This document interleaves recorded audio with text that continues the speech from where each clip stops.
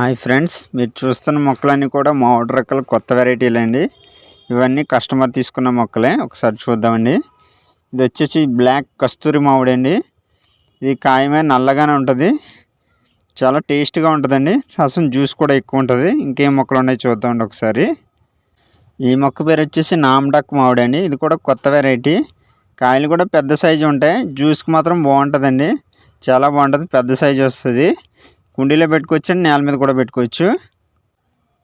ఇది వచ్చేసి న్యూజివీడ్ రసాలు అండి. స్వీట్ ఎక్కువ ఉండి మామిడి పండులో న్యూజివీడ్ రసాలు ఒకటండి. ఇది మాత్రం చాలా స్వీట్గా ఉంటుంది. కాయ కూడా చాలా బాగుంటుందండి. తర్వాత వచ్చేసి పండూరు మామిడి అండి.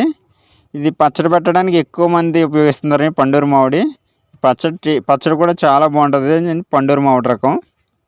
ఈ మొక్క వచ్చేసి కొత్తపల్లి కొబ్బరి అండి. ఇప్పుడు మీరు చూడబోయే మొక్క. ఇది మాత్రం పచ్చడికే ఉపయోగిస్తారండి. కాయలు కూడా చాలా బాగా కాస్తాయండి. కాయలు కొత్తపల్లి కొబ్బరి పచ్చడికి మాత్రం చాలా బాగుంటుందండి. మామిడి కాయలతో పోల్చుకుంటే, వేరే రకాలతో పోల్చుకుంటే ఇది ఎక్కువగా నిల్వ ఎక్కువ ఉంటుందండి. ఆంధ్ర స్పెషల్ వచ్చేసి బంగిడిబిల్లి రకం అండి. ఇది చూసినా ఎక్కడ చూసినా ఇదే రకం కనబడుతుంది మార్కెట్లో, కానీ బంగిడిబిల్లి రకాలే ఎక్కువ ఉంటాయి.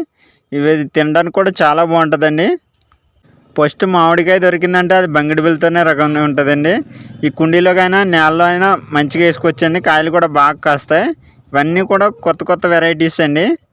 వీటితో పాటుగా చాలా రకాలు ఉన్నాయి. ఇవి వచ్చేసి రకాలు కూడా చాలా బాగుంటాయండి. చిన్న రసాలండి. ఈ జ్యూస్ కూడా చాలా బాగుంటుందండి. కాయ వచ్చేసి చిన్నగానే ఉంటుంది, కానీ జ్యూస్ ఎక్కువ ఉంటుంది. ఇది వచ్చేసి పెద్ద రసాలండి.